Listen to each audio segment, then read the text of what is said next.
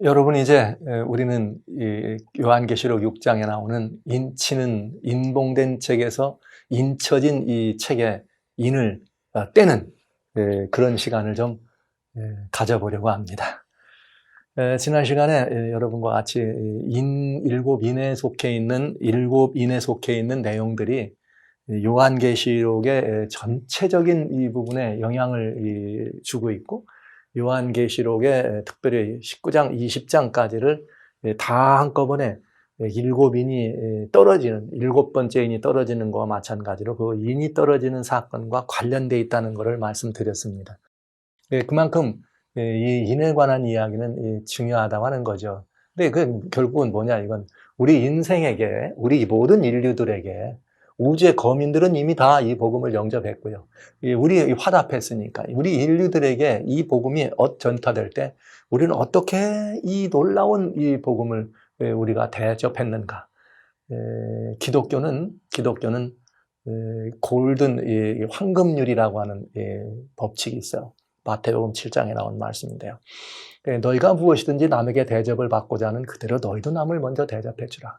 여러분, 근데 여기 우리는 이 계시록을 바라보면서 그리하지 못한 걸 알 수 있습니다. 하나님이 그렇게 우리를 대접했는데 우리는 그 하나님의 대접을, 하나님이 우리를 대접하신 것처럼 우리는 받지도, 또 그 하나님을 그렇게 대접하지도 않았던 우리들을 알 수가 있습니다.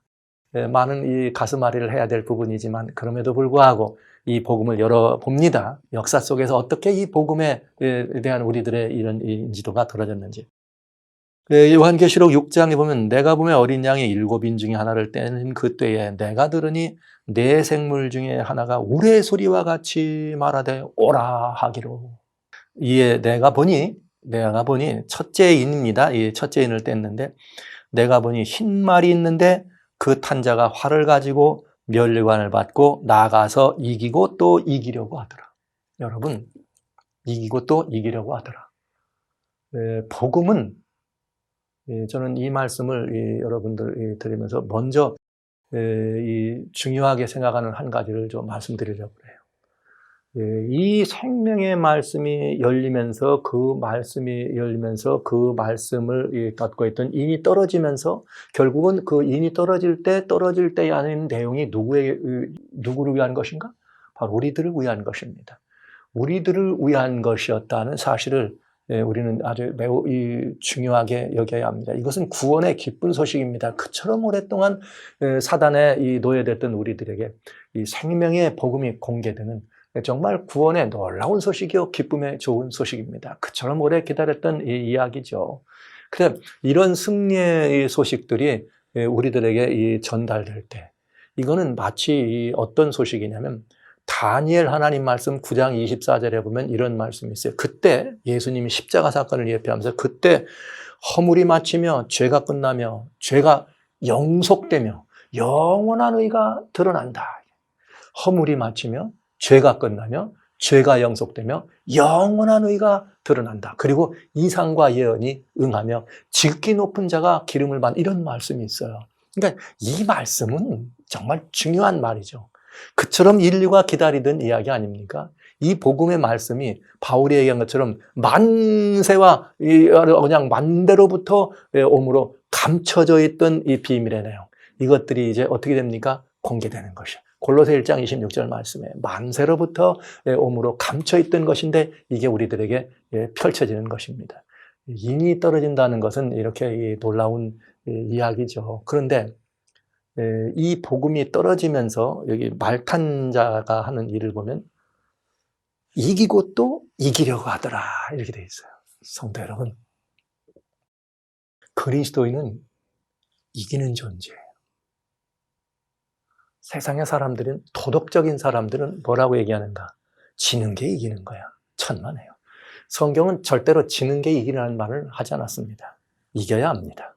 성경은 보상도, 상급도 7교회 우리 봤습니다만 반드시 이기는 자에게만 마련되어 있습니다. 근데 이 복음은 반드시 어떻게 되어 있는가? 이기고 이기는 것이 복음입니다. 왜 그런가? 예수님께서 마태복음 16장에 주님의 이 교회를 세우신다고 할 때 마태복음 16장 16절로 18절에 특별히 18절에 내가 너는 베드로라 내가 이 반석 위에 내 교회를 세우리니 음부의 권세가 뭐하지 못하리라 이기지 못하리라. 주님의 제자들에게 말씀하신 것처럼 너희가 세상에서 환난을 당하나 담대하라 내가 세상을 이겼노라. 주님이 세상을 이긴 것처럼 우리는 어떠한가? 이기는 사람들이어야 합니다. 주께서 이겼습니다. 우리가 이깁니다. 주님이 승리하십니다. 우리도 승리합니다. 이게 복음입니다. 이게 복음을 가진 사람들입니다. 그래서 여기 인을 벌써 떼자마자 첫 번째 인을 떼자마자 뭐하고 뭐하려 하더라? 이기고 또 이기려고 하더라. 불행하게 이기고 이기려고 하더라 이렇게 돼 있어요. 여러분 이것은 복음을 가진 우리들에게 이 복음으로 이기라고 하는 명령이기도 하지 않습니까? 여러분 이렇게 이기는 것이 그리스도인이요 이기는 것이 이 복음이라는 사실을 여러분 먼저 생각하면서 이 말씀을 좀 풀어보도록 합니다. 여기 첫째 인을 떼는데 보라 흰말이 있다. 여러분 아시는 것처럼 흰색은 순결함과 의로움을 성경에는 이 의로움을 표현할 때 이 흰옷을 늘 설명하면서 흰색은 순결과 의로움을 의로움이라는 말은 다른 데 있잖아요. 여러분 의라는 말이 나오면은 딱 두 가지만 생각하시면 돼요. 하나님과 나 사이가 어떻다? 온전하다. 이게 의로운 거예요. 또 이웃들과 나 사이가 어떻다? 온전하다. 이게 의로운 거예요. 그래서 의롭다라고 하는 말을 쓸 때는 우리가 하나님과 관계가 화목된 관계다. 이렇게 생각하시면 되겠습니다. 그래서 여기 이 첫째 인을 떼는데 그렇게 돼 있어요. 그러면서 이 기별 흰 말입니다. 그러니까 이것은 무엇을 말하느냐? 이것이 복음을 의미한다면 하나님과 우리 사이에 온전하고 순결한 복음을 의미하게 되겠죠. 이건 순결한 복음에 섞인 것이 하나도 없는, 그래서 하나님의 생명의 말씀, 이 복음이 정말 깨끗하고 순결한 복음이, 그래서 그 안에 뭐가 들어있는 거예요? 예수님의 증거가 온전히 들어있는 그런 복음을 말하겠죠. 근데 그런 복음을 가졌는데 그 복음을 가진 탄자의 화는 뭐를 말하나? 탄자는 말씀드렸어요. 복음의 지난 시간에 말씀드리기를 탄자는 그 권세와 권능으로 의미한다. 근데 여기 이 복음을 가진 자가 뭘 가졌느냐? 화를 가졌다네요. 이 화를 가진 이것은 이 성경에 보면은 어디를 보시면 되냐면 예레미야, 하나님 말씀 예레미야를 보면은 49장에 35절 또 50장 여기 19절에 그런 말씀들이 들어 있습니다. 우리가 이 엘람에서 오는 활에 으뜸되는 활을 꺾을 것이다. 그러니까 이게 활은 뭐예요? 이 능력을 말한 것이죠. 그리고 이 권세를 말한 것이죠. 엘람에서 이게 뭐예요? 만군의 여호와가 말하는데 보가라니가 엘람의 이 힘의 으뜸이 되는 활이다. 그걸 꺾는다. 그러니까 힘의 상징이에요. 권세의 상징이에요. 예레미야 49장 35절. 그러면서 이 50장엔 뭐라고 되는가? 사람이 내게 이렇게 회개치 않으면 저가 그 칼을 가르시며 그 활을 이미 예비했다. 하나님께서 심판하시는 의미로 있으면서 활은 원래 힘을 의미하고 승리를 얘기한다. 여러분 이 활은 전쟁에서 접근전에서 쓰는 것이 아니죠. 뭐예요? 멀리 떨어져서 싸우는 게 활 아닙니까? 그러니까 여러분 여기 흰말을 탄 자가 활을 가졌다는 말은 순결한 복음을 활에 선포한다 이렇게 되지 않습니까? 이 백병전을 할 때 쓰는 단칼이 아니라 활이니까 멀리 있을 때 쏘는 거예요. 그러니까 복음은 선포하는 것이. 예수님이 이 땅에 오실 때 뭐라고 말씀하셨는가? 내가 천국 복음을 뭐하며? 선포하며. 복음은 선포하는 것입니다. 그래서 이 복음을 선포하는 것이라 우리 주님은 우리들에게 늘 이런 그 선포하시는 분임을 압니다. 지난번에 읽었습니다. 누가복음 4장 17절 19절에 내가 은혜의 해를 뭐하려 함이라? 선포하려 함이라. 이 은혜의 해를 선포해요. 이 모든 것이 회복됐다는 것을 주님은 선포하고 우리는 뭐 하면 되는 거예요? 그걸 우리 은혜로 받아들이면 되는 것입니다. 그러니까 저는 이것을 하나님의 복음은 활복음이다. 선포되는 것이다. 그래서 이 복음은 뭐만 하면 된다? 그냥 받아들이기만 하면 된다. 마가복음 16장 너희는 온 천하에 다니며 복음을 뭐하라? 선포하라. 전파하라 하는 것입니다. 복음은 전파하는 것이에요. 온 땅 끝까지 전파해야 될 의무가 우리들에게 이 동서남북을 막론하고 사방팔방을 막론하고 복음은 선포해야 합니다.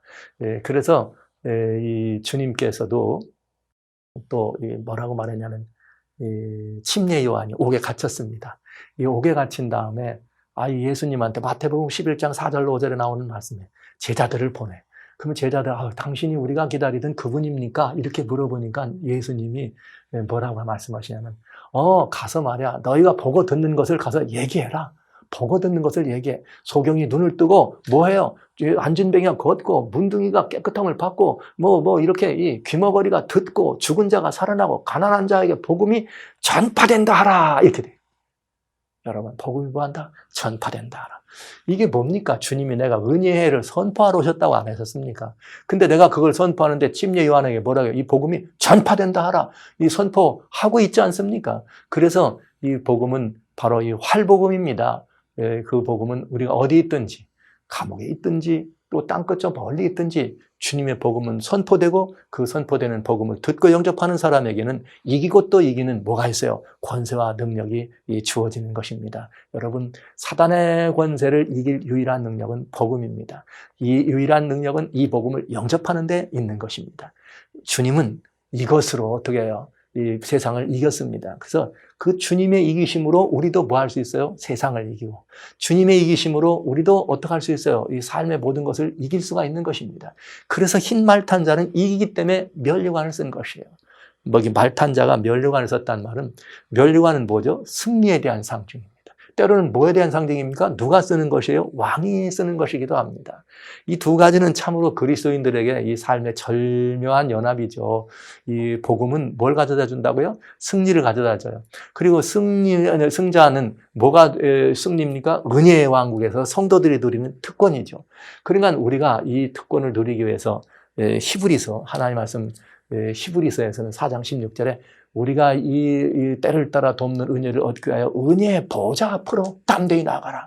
보좌에 앉으시는 면류관을 쓰신 분입니다. 우리도 또 이렇게 이 나라에서 왕 같은 이 땅에서 왕 노릇하는 승리하는 면류관을 쓴 사람이 됐다고 하는 것이죠. 은혜의 나라에서 은혜를 누리고 승리한 자에게 주는 것이 뭐예요? 면류관 아닙니까? 그리고 그에게 왕국은 주어집니다. 그래서 예수님은 말씀하셨습니다. 여기 계시록 3장에 7교회 중 라오디게아 말씀하실 때 이기는 자에게는 내가 이기고 보좌에 앉은 것처럼 함께 앉게 하리라. 여러분, 이런 말씀들이 우리들에게 주어졌다고 하는 것이죠. 이것이 첫째인에 포함된 내용이었어요. 7교회 보시면 여러분 아신 것처럼 7번이나 이기는 자에게 뭐가 있다? 이기는 자에게 상급이 줬다. 그러니까 이기라 이 말이잖아요. 이게 첫째인을 떼실 때 복음에, 그러니까 처음인을 딱 뗄 때 벌써 인류에게 주는 거, 너희가 이 생명의 말씀, 이 복음을 영접하면 계시록 5장에 얘기한 것처럼 너희는 세상을 뭐 한다는 거예요? 완전히 이길 수 있다고 하는 이기는 능력, 승리의 비결을 공개한 것입니다. 성도 여러분, 우리는 하나님의 복음의 말씀을 들을 때 아무런 이유 없이 영접하고 선포되는 말씀을 어떻게 하면 돼요? 우리가 따라서 살면 우리는 그 복음의 능력으로 이기고 또 이겨서 결국은 이 땅에서도 승리의 면류관을 쓰게 된다. 여러분, 이 복음은 바울 당시에도 천하만민에게 이미 전파됐다고 말했습니다. 그래서 주님은 우리들에게 주님은 우리들에게 이 복음에 대해서 정말 우리가 화답하고, 그래서 우리가 이 복음을 어떻게 하는 거예요? 영접함으로 말미암아 우리가 이렇게 이긴다고 하는 것을 하나님께 올려드리는, 이것이 우리가 불러야 될 세례가 아닐까요? 그래서 첫째인은 뭐냐? 순결한 복음을 가지고 말씀의 능력으로 이 세상을 이기고 또 승리하는 그리스도인들의 이 모습입니다. 이것을 이렇게 우리들에게 보여줬어요. 그래서 복음 시대를 본다면, 이 역사 속에서 복음 시대를 본다면 죽임을 당한 어린 양이 이루어놓으신, 예수님이 십자가에서 이루어놓으신 그 승리를 전파하며 세상을 향해서 이기신 예수님을 따라서 세상을 끝까지 이겨낸 어떤 교회? 초대교회, 에베소 교회, 그런 모습 아닙니까? 죽임을 당한 어린 양이 초대교회의 복음의 핵심이었습니다. 그렇다면 그 십자가의 도가 구원에 이르는 유일한 도였고요. 그것을 온 땅에 선포해야 될 승리의 비결이었고요. 바로 그것을 전파한 시대가 초대교회 시대요. 칭찬받는 성도로 에베소 교회의 모습이라고 우리는 말씀드릴 수가 있겠습니다. 여기 중요한 것은 뭐냐면, 이렇게 요한에게 주어진 이 기별은 현시적 측면으로, 어떻게 현시적 측면으로 준 거니까 그때 당시 사람들에게도 유효한 것이. 그리고 앞으로도 계속 인을 떼면서 아까 말씀드린 것처럼 수평적으로도 유효합니다. 그러니까 이것은 승리의 비책이 담겨 있는 글이다. 그래서 이 계시록 5장을 제가 지난 시간에 말씀드릴 때 그래 흥미진진하게 그래 신명나게 여러분에게 말씀드린 거예요. 그 5장의 복음을 우리가 영접하면 그대로 전파될 때, 선포될 때 내가 먼저 영접하고 또 나도 그 복음을 가지고 선포하고 살아가면 오직 이 순결한 복음이 주인이신 예수 그리스도, 그 복음에 대한 예수 그리스도를 믿는 믿음으로 우리는 뭐 할 수 있다? 이기고 이길 수 있다는 비결을 우리는 보게 되는 것입니다. 두 번째 인을 떼볼까요? 두 번째 인을 뗍니다. 둘째 인은 여기 6장 3절로 4절에 되어 있어요. 두 번째 인을 떼실 때 내가 들으니 뭐라고 되어 있는가? 둘째 생물이 말하는데 4절에 이에는 붉은 말이 나옵니다. 붉은 말이 나오고 탄 자가 허락을 받아서 땅에서 화평을 제하여 버리고 뭘 하는가? 서로 죽이게 하고 또 큰 칼을 받았더라. 이게 붉은 말이네. 이 붉은 말이라고 하는 이 붉은색은 뭐 하는 모습이냐? 죄로 물든 모습이기도 하죠. 죄로 물든 모습이기도 하고 싸우고 서로를 싸워서 다투고 죽이는 그런 이 모습들인 것을 우리는 볼 수 있습니다. 그러나 여러분 아시는 것처럼 이 복음이 이런 복음이 있어요. 여러분 이사야 8장 1장 이사야 1장 18절에는 무슨 말씀입니까? 오라 우리가 서로 어떡하자? 변론하자. 그리고 우리가 서로 변론하자는 말은 뭐예요? 누가 옳은가 따져보자. 그러면서 하나님께 나와. 그럼 하나님께서 나오면 너희가 뭐 같아요? 피 묻은 옷을 입었죠. 붉은 옷을 입은 사람들. 너희 죄가 진홍처럼 붉을지라도 주홍처럼 붉을지라도 내가 눈처럼 희게 하고 양털처럼 희게 한다고 하는 주님의 말씀을 우리가 들을 수가 있지 않습니까? 그러니까 붉은색은 정말 피로 물들인 그런 그 죄로 속하 있는 그런 전쟁의 참상과 혹은 피 흘림을 상징하기도 합니다. 그러니까 붉은 말은 그럼 어떤 기별이냐? 그런 피로 물든 기별이 아닐까요? 근데 여러분 잘 생각해 보세요. 복음이 언제 피로 물들여지는가? 복음이 언제 피로 물들여지는가? 복음을 전파할 때 복음이 피로 물들여지는 건 두 경우입니다. 첫째, 이 복음을 물들이는 것은 복음을 가진 사람들을 핍박해서 죽이는 것이죠. 그럼 복음이 어떻게 되는 거예요? 그게 피복음이에요. 사람들이 죽는 게 뭐예요? 피복음. 순교당하는 사람들을 통해서 전달되는 복음 말하는 것입니다. 그것이 피로 물든 복음입니다. 순교자들. 억울하게 그렇게 죽어가는 이 그리스도인들이 이 복음을 뭔가요? 그들을 죽임으로 복음을 피로 물들이는 이 정말 역사 현장에서도 우리는 생생하게 볼 수가 있지 않겠어요? 그러니까 순교자로 가득 찬 시대, 순교자들이 가득함으로 그 순교가 복음이 됐던 시대, 그때가 언제입니까? 서머나 시대, 순교자들의 시대, 종교가 핍박을 받는 그런 서머나 시대의 한 장면이 틀림없습니다. 근데 여기 이 탄자가 든 큰 칼이라는 말이 있어요. 탄자가 든 큰 칼. 이게 뭐냐면 왜 이 칼을 이를 듣느냐? 이게 또 이런 게 있어요. 복음이 피로 물들어질 때는 여러분 이런 말이 있어요. 복음이 피로 물들 때는 복음의 주인이 누굽니까? 예수 그리스도. 복음의 주인이 예수 그리스도. 예수 그리스도를 어떻게 하면 우리가 예수 그리스도에 대하여 복음이 되어 있는 이 예수 그리스도를 다른 말로 이렇게 그릇되게 이해한다든지 이 어린 양이 되시는 예수님에 대하여 그 예수님을 정말 2번 십자가에 죽이는 일이 있지 않겠어요? 그러면 복음은 또 피로 물들어집니다. 근데 잘 보면 그 말을 우리 이해할 수 있어요. 여기 이 말의 탄자가 가진 권세가 뭐냐면 칼을 가졌다. 여러분 앞에 나오는 첫째인은 활을 가졌습니다. 활은 쏘면 멀리서 이렇게 막 선포하는 기능이죠. 칼은 단병 접전이에 막 붙어서 싸우니까 활하고는 달라. 피를 흘려야 되는 거죠. 복음은 그냥 멀리서 쏘는 복음이지만 예수님이 이 마태복음 10장에 무슨 말씀하시는가? 예수님께서 마태복음 10장 34절부터 36절에 그런 말에 야 내가 온 것은 뭐라고 말해야죠? 내가 화평을 주러 온 줄로 생각하지 말아라. 내가 검을 주러 왔다. 예수님이 검으로 오셨어요. 검을 주러. 그게 왜 그런가? 이 사람들이 사이에 많은 뭐예요? 거기에는 뭐 시어머니와 며느리가 뭐 이 자녀들과 부모 사이에 이렇게 막 이 불화가 일어난다. 그래서 내 원수가 자기 집안 식구일 거다. 이럴 정도로 복음은 어떤 것이에요? 갈등이 있고 그 복음을 영접할 때 그냥 받아들이면 될 걸. 그 복음을 거역하고 거절하려고 할 때는 어떻게 됩니까? 논쟁이 시작되고 그로 말미암는 다툼들이 일어나는 것을 보게 됩니다. 왜? 어린 양이 복음의 중심이기 때문에. 근데 이 죽임을 당한 어린 양이 이 복음의 중심인데, 여러분, 왜 이 복음이 순교자 죽인 것만 아니라 어린 양이 복음 속에서 죽임을 당했는가? 그건 이런 일이에요. 예수님이 이렇게 이 모든 이 구속의 역사를 다 온전히 이루십니다. 그런데 예수께서 복음의 그 모든 완성을 이루고 구속의 역사를 다 이루시면 가장 나름대로 이게 좀 아이러니한 얘기네요. 피해를 보는 존재가 있다. 여러분, 예수님이 복음을 완성시키면 피해 보는 자, 십자가에서 구속을 완성시키면 피해 보는 존재가 있을까요?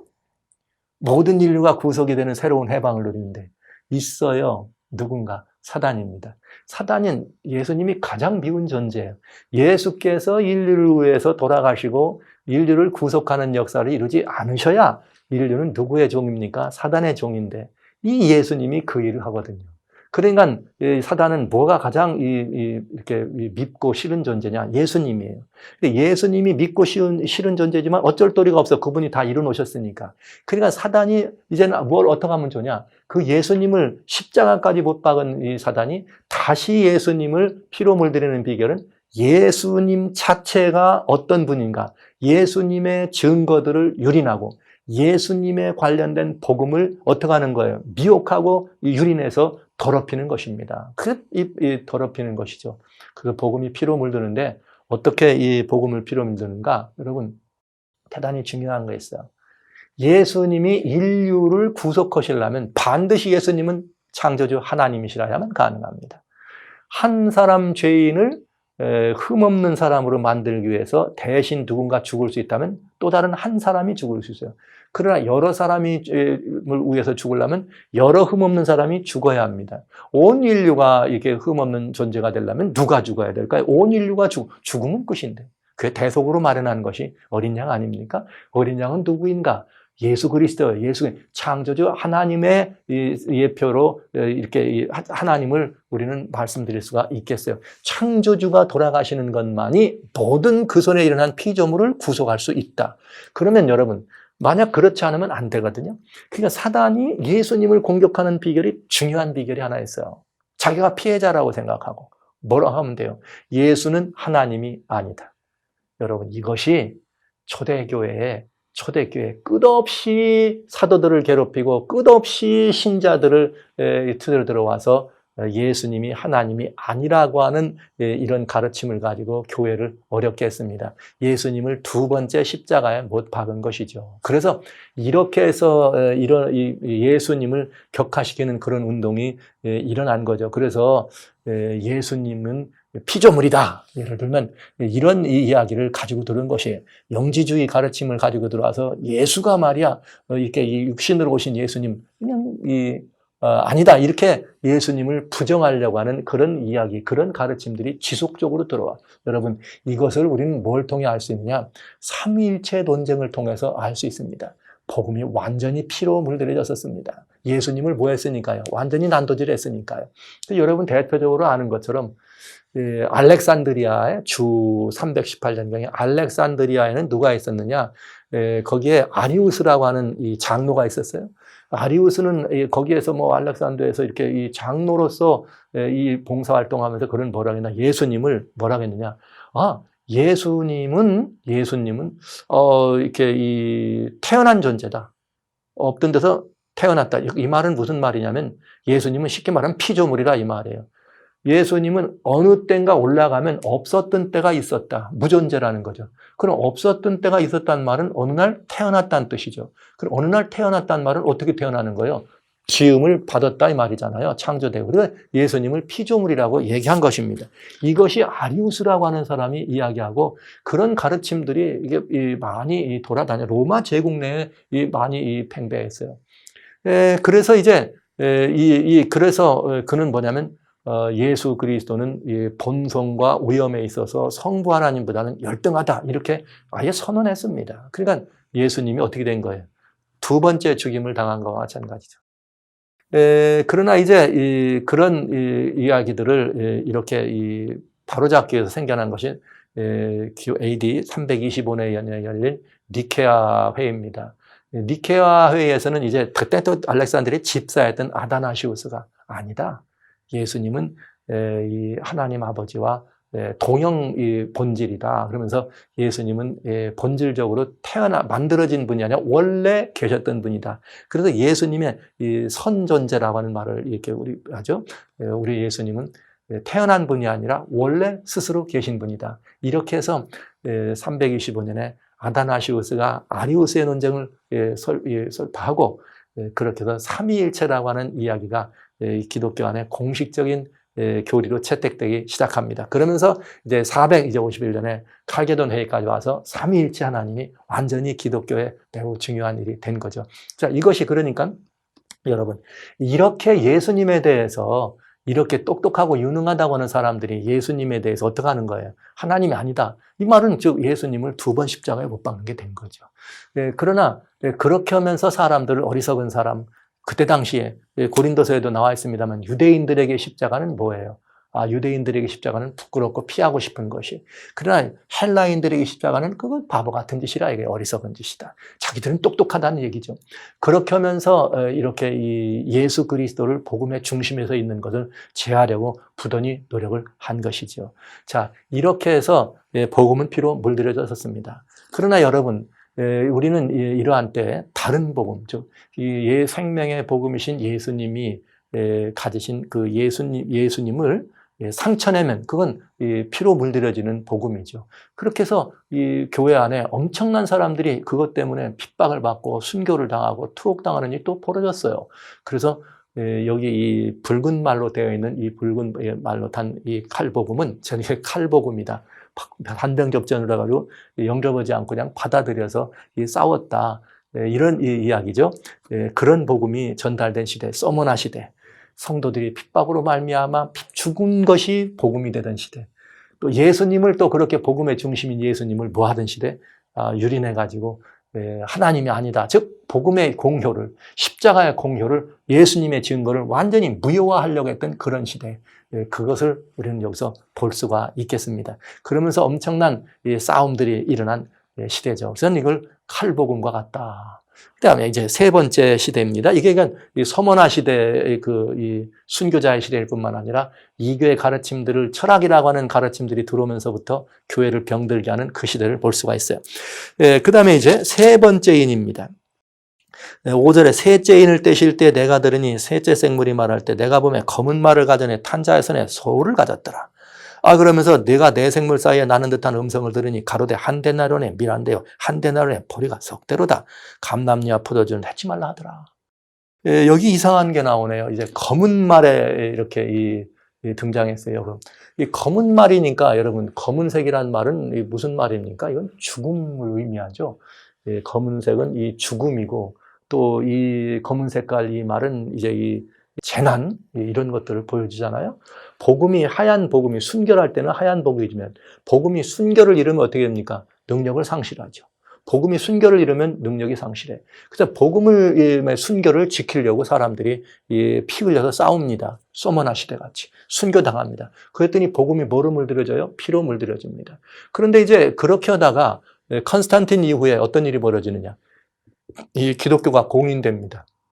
공인되면서 이제 그런 순교의 이런 모든 것들이 사라지게 돼요.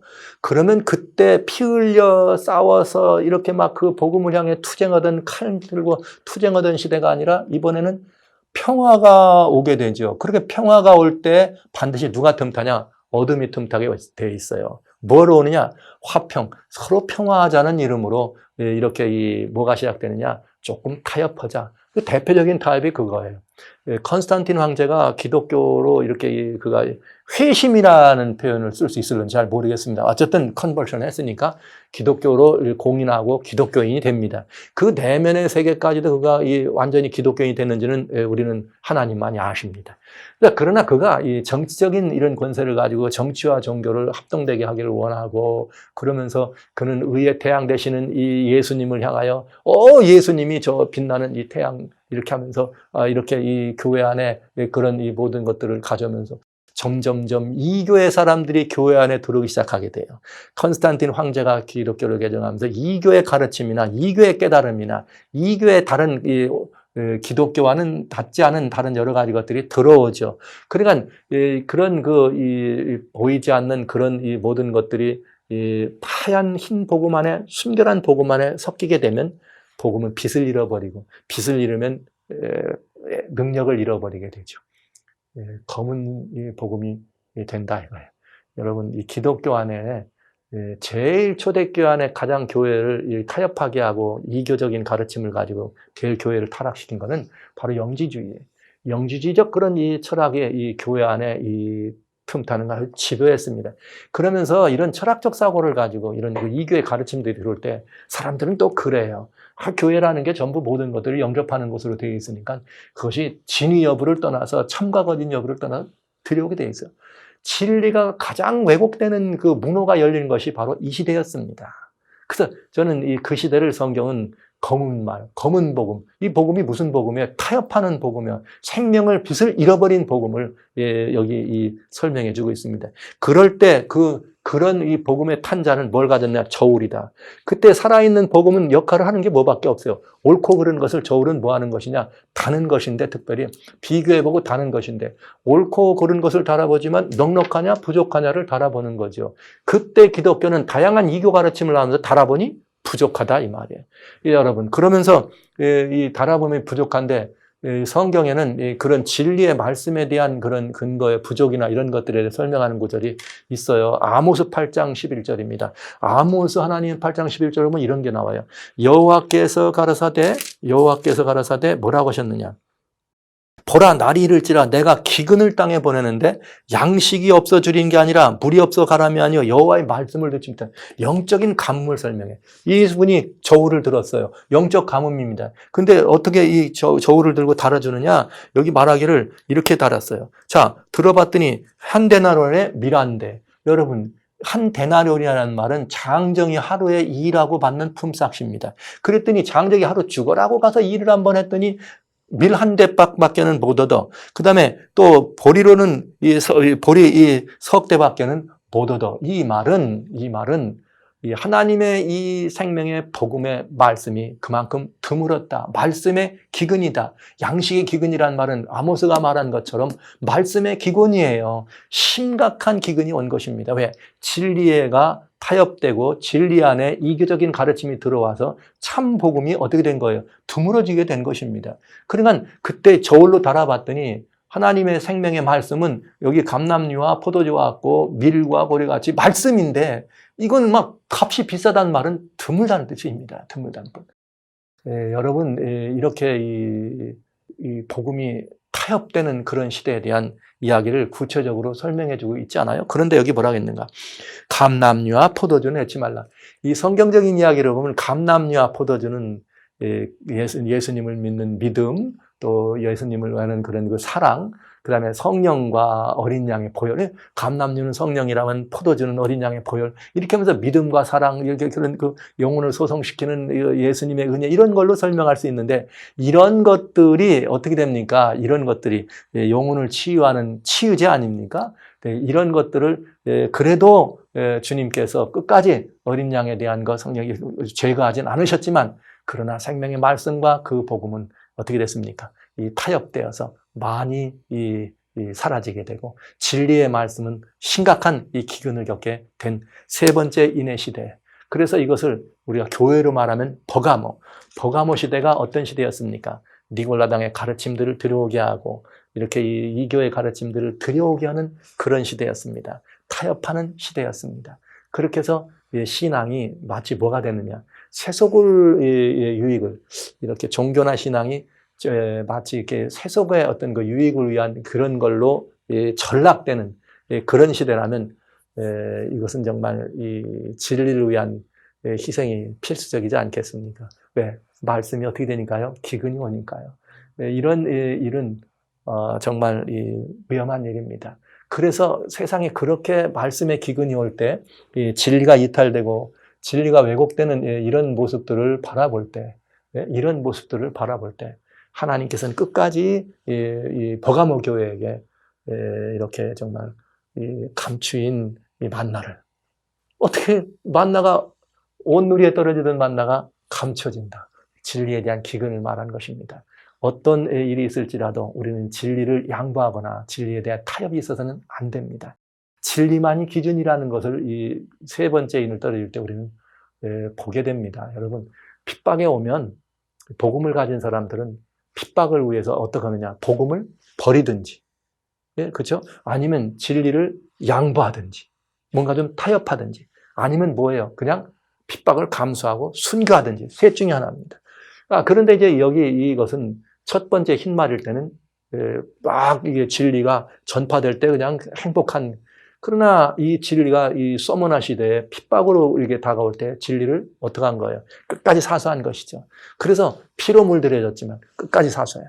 그러나 여기 세 번째 인을 뜰 때는 어떻게 된 거예요? 둘 중에 하나, 떠나든지 뭐하든지 양보하든지. 이렇게 이 진리를 우리가 떠나든지 양보하든지 하는 이런 일들을 보게 된 것입니다. 그래서 성경은 이런 시대의 복음을 검은 색깔 말로 표현되고 이렇게 달아보아서 진리의 말씀이 부족한 그런 이 시대를 달아보는 그런 모습으로 우리들에게 표현이 돼 있네요. 여러분, 여기 정말 어둠이 세상을 덮을 때, 무엇이 옳은지 무엇이 그른지, 이 세상의 온누리가 어둠으로 가득 차 있을 때 하나님의 말씀 진리만이 유일한 기준이라고 하는 사실을 잃어버리지 않고 포기하지 않는 것은 아주 중요합니다. 오늘날 같이 많은 정보들이 홍수와 같이 우리 주변을 뒤덮을 때, 그러나 중요한 것은 정보가 많은 것이 문제가 아니에요. 그 정보가 많은 것이 과연 옳으냐 그러냐, 그것이 참이냐 거짓이냐, 그것이 말씀에 비추은 진리냐 아니냐가 매우 중요한 것입니다. 어떤 경일지라도 우리는 그 진리를 영접하고 진리만을 이해하고 선택할 때 우리는 비단에 머무르게 되는 것입니다. 여러분, 검은 말 시대 어둠이 여러분을 틈타고 있는가? 여러분이 어둠에 있는지 빛에 있는지를 살펴보시기 바랍니다. 아주 중요한 일입니다. 어둠인가 빛인가? 여러분, 이 성경은 우리들이 이 모든 것에도 진리의 말씀, 에베소 1장 13절에 그렇게 되어 있어요. 진리의 말씀, 곧 구원의 복음을 우리가 듣고 그 말에서 그 말씀을 믿으면 약속의 성령으로 인쳐준다. 어떤 형편이든 우리는 감추인 만나처럼 적다 할지라도 우리는 세 번째 인이 우리 보여준 이것을 잘 명심하면서 와우, 이 타협하는 이 그런 모습, 그런 때는 진리는 뭐밖에 없다. 진리는 타협할 때는 진리는 뭐밖에 없다. 달아본다. 이만큼 진리가 귀할 때 진리의 편에 담대히 설 수 있도록 마음을 쓰고 준비하는, 그것이 오늘 우리가 해야 될 일이고, 역사 속에서 우리는 그런 전철들을 보았으니 다시는 그런 전철을 밟아서는 안 되겠습니다. 오늘날 기독교가 해야 될 일이 있다면 타협하느라고 들여졌던 모든 진리 안에 섞인 것들을 뭐하는 것, 내버리고 내쫓는 것이 아주 긴박한 필요입니다. 이제 이 말씀은 앞으로 우리가 계시록을 이해할 때 17장에 가면은 진노의 포도주잔이라는 말씀이 나와요. 그때 이제 이런 부분들을 우리가 좀 더 자세히 보기로 합니다. 하나 더 보겠습니다. 이 네 번째요. 7인까지 있는데 네 번째 인 하나 더 보게 되겠습니다. 7절에 넷째 인을 떼실 때 넷째 생물을 들으니 가로되 내가 보매 청황색 말이 나오는데 탄 자의 이름은 사망이니 음부가 그 뒤를 따르더라. 저가 땅 4분의 1의 권세를 얻어 검과 흉년과 사망과 땅의 짐승으로 죽이더라. 여러분, 청황색 말이 나오네요. 무시무시해. 여러분, 청황색 말은 참 무섭잖아요, 색깔이. 근데 이 말은 이 죽음의 이 색깔은 검정색이다. 빛을 잃었다는 검정색을, 빛이 순결히 사라지니까 섞이면 청황색 말은 죽음의 빛깔이 아니고 시체 색깔이에요. 죽음의 색깔이 아닌 시체. 여러분, 여기 이 청황색 말이 나왔다는 말은 결국 복음이 어떻게 되는 거예요? 죽었다는 거죠. 복음이 죽었다는 것은 두 조조 중에 하나예요. 진리가 완전히 다 어떻게 됐거나 진리의 핵심인 예수님이 그 복음 안에 계시지 않든지, 그럼 죽은 복음이에요. 예수님 안 계십니다. 또 하나는 뭐냐? 이 진리의 복음이 완전히 죽었든지 아니면 모두가 다 어떻게 하는 거예요? 이 복음을 거절하면 복음은 마치 뭐 하는 거예요? 죽은 거와 마찬가지 아니겠습니까? 만약에 우리가 이 복음을 거절하고 이렇게 이 진리의 하나님을 따르지 않고 다른 신을 따라간다면 복음은 죽은 복음입니다. 여러분, 이게 얼마나 비참한 시대인가. 그런데 여기 뭐라 그러냐? 그런 복음은 결과가 뭐예요? 탄자 이름은 사망이다. 여러분 생명의 복음을 외면하고 예수님을 거절한 사람들에게 받는 거절한 세상은 뭐만 남느냐? 죽은 세상입니다. 예수님이 안 계신 세상은 죽은 세상이에요. 데살로니가 후서 1장에 보면은 1장 8절로 9절에 보면 그렇게 되어 있어요. 하나님을 모르는 자들과 예수 그리스도의 복음을 복종치 아니하는 자들은 어떻게 됩니까? 결국은 하나님께서 형벌을, 이런 자들은 뭘 떠나요? 주님의 이 얼굴과 그 이 힘의 영광을 이렇게 떠나서 영원한 뭘 받아요? 멸망의 형벌을 받게 되어 있습니다. 여기 네 번째 이 말은 무슨 말이냐? 죽은 복음이에요. 예수님을 그렇게 거절한 시대를, 거절한 사람들을 말하는 거예요. 그리고 뭘 말하는 거예요? 복음을 가졌다고는 하지만 그 복음에 누가 계시지 않아? 예수님이 계시지 않아. 그건 죽은 복음이에요. 무서운 일 아닙니까? 그 결과는 뭐예요? 죽은 복음의 결과는 당연히 죽은 거죠. 거기에는 이렇게 사망밖에는 없습니다. 생명의 죽음을 떠나서는 사망밖에 없습니다. 근데 이 교회 시대로 말하면 두아디라 시대, 완전히 타락한 시대예요. 버가모가 타협의 시대였다면 그 타협의 결과로 따라온 것이 뭡니까? 타락이죠. 완전히 타락해서 그때 두아디라 시대 때는 누가 계시지 않는가? 예수님이 계시지 않습니다. 그래서 중세는 무슨 시대라는가? 암흑이라고 한 것이에요. 의의 태양신 예수님이 계시지 않았기 때문에 암흑시대라고 말한 것입니다. 근데 그 영향력, 그 공효가 얼마나 미쳤느냐? 여기 성경은 이렇게 말해요. 땅 4분의 1이라. 땅 여기 4분의 1의 권세를 얻어서 검과 흉년과 사망과 짐승으로서 다 죽이더라. 여러분 4분의 1이라고 하는 말은 뭐냐? 이게 어때요? 넓다는 뜻이에요? 좁다는 뜻이에요? 땅 4분의 1이 다 이 복음의 영향에 빠졌다는 말은 이거 굉장히 광범한 뜻입니다. 광범한 인류를 향한 이야기입니다. 그러나 광범하긴 하지만은 모두 다는 아닙니다. 그러니까 이것은 적은 부분이 아니고 넓기는 하지만 그러나 이 모든 이 사단의 권세, 이 흑암의 권세, 사망의 권세가 완전히 100% 퍼진 것은 아니고 4분의 1만 퍼진다. 그러니까 아직은 뭐가 있는 거예요? 4분의 3의 희망은 아직 있는 것이죠. 이 희망이라는 게 뭐예요? 이 희망은 이렇게 이 하나님을 배신하고 떠난 시대, 이렇게 하나님을 배신하고 떠난 교회입니다. 두아디라는 이 교회일지라도, 그렇게 교회일지라도 언제나 하나님께서는 뭘 주시느냐? 생명의 기회를 주신다는 거예요. 그 생명의 기회를 주시기인데 그냥이 아니에요. 혹독한 대가를 치릅니다.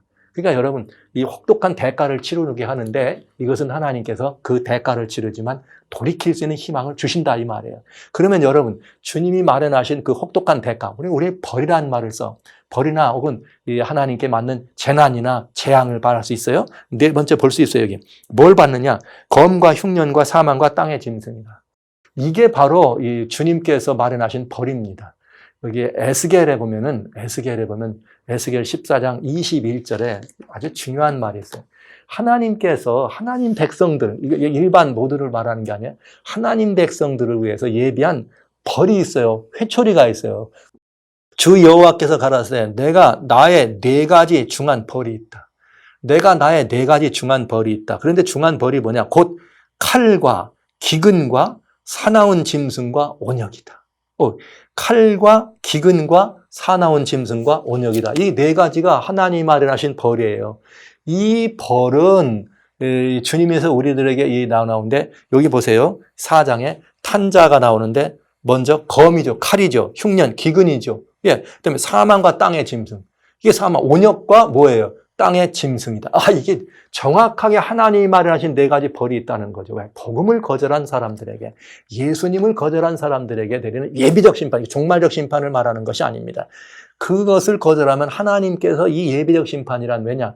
돌이키기 위해서, 아주 죽게 하는 것이 아니라 돌이키기 위해서 하나님이 이런 것들을 마련해 주십니다. 근데 이것이 별이지만은 4분의 1, 나머지 4분의 3은 남겨놓고 사랑의 회초리로 4분의 1을 때려서 4분의 3을 뭐 하는 거예요? 경각심을 갖게 하고 돌이키도록 하는 하나님의 사실은 마지막 주시는 살 길입니다. 사랑의 초청이죠. 그래서 여러분, 복음이라고 하는 건 뭐냐? 복음이라고 하는 것은 심판도 복음이라 그랬어요. 그런데 그 복음의 심판은 뭐냐? 복음은 뭐냐? 돌이킬 기회를 주는 것이에요. 청황색 말로 표현되어 있잖아요. 이 복음이 사망, 완전히 사망의 복음이라면 그 탄자는 뭐예요? 이 복음의 뭐라 그랬어요? 권효, 복음의 공효, 권세라 그랬어요. 복음이 죽었으면 그거 복음의 이 권세는 뭐예요? 그건 죽은 거예요. 사망이에요. 하나님의 복음이 그렇게 이 하나님을 거절하면 그건 사망밖에 없다 이런 뜻입니다. 그건 죽은 복음. 결국은 처음에 하나님은 재앙을, 이것이 순서입니다. 처음에는 재앙을 주세요. 재앙을 주면서 이렇게 오는데 이게 영적 기근이 와서 우리가 그런 재앙을 받을 때, 여러분, 영적 기근이 올 때 재앙은 물리적 재앙, 우리 육신적 재앙이 오죠. 그렇게 되면 어떻게 하는 거예요? 돌이키라는 것이에요. 돌이키라는 것. 돌이켜서 뭐 하라는 거예요? 돌아오라는 뜻입니다. 만약 이것이 와도 회개하고 돌아오지 않는다면 그 결과는 어떻게 될까요? 그 결과는 그냥 이 현실적인 의미에서 재앙이고, 그 현실적인 의미에서 재앙만 있는 것이 아니라 그 결과는 아주 불행한 종말적 나중에 또 한 번 일어나는 그런 심판의 재앙이 있지 않겠습니까? 여기 이 네 번째 인이 떨어질 때 이건 아주 대단히 중요한 복음입니다. 하나님의 복음이 전파된 이 새 노래가 백성들에게 전달됐는데 백성들은 그 전달된 새 노래를 어떻게 합니까? 영접치 않습니다. 모두가 다 하나님을 영접치 않어요. 예수님을 떠났어요. 그래서 복음을 완전히 거절하고 복음이 죽은 복음과 같이 됐어요. 그래서 이 땅 위에 어떤 일이 벌어지는 거예요? 복음이 그렇게 하나님을 거절하면 하나님은 뭘 가지고 있어요? 이 백성을 완전히 죽어야 되는데 완전히 죽지는 않고 뭐만 해요? 땅 4분의 1을 치십니다. 그런데 그 4분의 1을 치기 위해서 네 가지 하나님의 회초리가 있는데 검과 흉년과 사망과 땅의 짐승이라고 하는 이 벌입니다. 이걸 통해서 땅을 회초리를 때리면 내가 잘못됐구나 하고 돌아갈 수 있도록 하는 그런 것들이죠. 그래서 이 재난이라고 하는 혹은 재앙은 성경의 종말적인 재앙, 모든 성경의 재앙은 종말 심판을 지하고 재앙은 돌이키라고 하는 하나님의 사랑의 초청입니다. 이것을 이해해 주시기 바랍니다. 우리의 삶에 어떤 어려운 일이 나거나 그리스도인의 삶의 형편에 무슨 고난이 다가오면 하나님께서 나를 하여금 하나님께로 돌아오라고 하는 이 초청이라는 사실을 꼭 기억해 주시기 바랍니다. 물론 서머나 시대와 같은 그런 복음으로 인하여 오는 그런 이 순교를 각오해야 될 그런 핍박이 있는 것 말고요. 내가 하나님과의 관계에서 뭔가 섞인 것이 있고 그러다 보니까 나중에 완전히 하나님을 등지고 떠나면 하나님은 어떻게 하신다? 나를 돌이키기 위해서 네 가지 벌, 이거 네 가지 벌이 말이죠. 이게 순서대로 오는 처음에 검으로 해도 안 되면 이건 레위기 26장에 보면 그렇게 되어 있어요. 이걸로 안 되면 7배나 더한 흉년, 이걸로 안 되면 7배에 대한 옥년, 이걸로 안 되면 7배. 이렇게 해서 점층적으로 우리들로 하여금 돌아올 기회, 하나님께 말씀으로 회복하고 살 길을 찾을 수 있는 기회를 주시는 것입니다. 이것이 사랑의 복음이요, 하나님의 호소요, 우리를 향한 이 인을 떼면서까지라도 우리들에게 이 모든 이것들을 보여주시는 하나님의 따뜻한 사랑 이야기가 되겠습니다. 여러분, 회복의 초청이 없으면 복음이 아닙니다.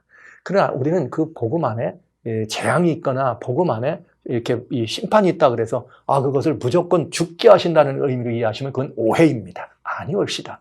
하나님의 복음은 반드시 회복을 위해서 초청하는데 어쩔 수 없이 하나님은 우리에게 회초리를 대실 때가 있다. 그래서 이렇게 일곱인이란 바로 뭐냐? 우리들에게 일곱 되어 있는 이 복음을 떼는 이 일은 복음이 전파되는 여러 다양한 과정, 그 복음에 대한 반응들을 하나님이 보여주시면서 그랬을 때 그 복음이 가지고 있는 위력이 우리들을 어떻게 나타나는지를 보여주시고 그리고 결국은 마지막 네 번째 말을 통해서 돌아오라고 하는 회복의 초청이 우리들에게 주어진다고 하는 것. 여러분, 여기까지 보겠습니다.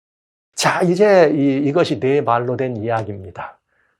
이 말에 대한 이야기예요. 여기 하나님의 복음을 두루다니면서 전파했을 때, 이 복음을 있는 그대로 받아들이면 순결하게 아무런 이유 없이 받아들이면 활복음처럼 돼서 선포되는 복음을 받으면 이기고 이길 것이요. 또 이 복음을 받았더니 과연 그런가 해가지고 이 복음을 따지고 예수님을 이 상체기를 내고 이 복음에 있는 사람들을 하면 그런 이 칼복음이 돼서 불극해 복음을 물들이면 그건 칼복음이 돼서 우리가 결국은 위험한 지경에 화평에 제하여 버리는 것. 그런데 또 이 복음이 우리들에게 들어올 때 이 복음을 타협하고 이것도 섞고 저것도 섞어가지고 복음을 가지고 있으면 진리의 말씀은 저울을 가지고 이 생명의 우리를 다는 것처럼 진리를 달아서라도 이렇게 우리들에게 보여주신 같이 저울 든 모습으로 이 병든 모습, 이 죽어가는 말의 모습이 검은 말복음이다. 이 검은 말복음. 그런가 하면 완전히 복음의 주인 되시는 예수님을 거절하고, 중세가 그랬잖아요. 예수님을 거절한 시대. 이게 계시록 17장에 보면 어떻게 진노의 잔인지 여러분 보게 됩니다. 예수님을 거절하고. 그래서 예수 없는 복음은 죽은 복음이에요. 이것은 다른 복음입니다. 예수님이 계시지 않으면 그건 죽은 복음입니다. 아니, 그건 모든 사람이 다 예수님을 떠났다면 그건 다 죽음이 의미하게 되는 것이죠. 정말 그러나 감사하게도 하나님은 그런 인류를 그냥 내버리지 않고 돌이킬 수 있는 회복을 우리에게 주시기 위해서, 여기는 재앙처럼 표현됐지만 검과 흉년과 사망과 땅의 짐승으로 우리에게 회초리를 대셔서 우리로 하여금 회개하고 뉘우치고 하나님께로 돌아올 수 있도록 이렇게 초청하시는 하나님의 이야기를 우리는 보는 것입니다. 그래서 두아디라 시대 중세 암흑가를 우리는 지금까지 지나오게 된 것입니다. 이제 다섯 번째, 여섯 번째, 우리 한번 긴밀한 이 복음의 내용들을 살펴보도록 합니다. 하나님은 사랑이십니다. 영원한 복음의 주인이십니다. 저는 이런 하나님에 대하여 여러분 다시 한번 깊은 감사가 여러분의 마음에 깊이 인쳐지시기를 주의 이름으로 축원합니다.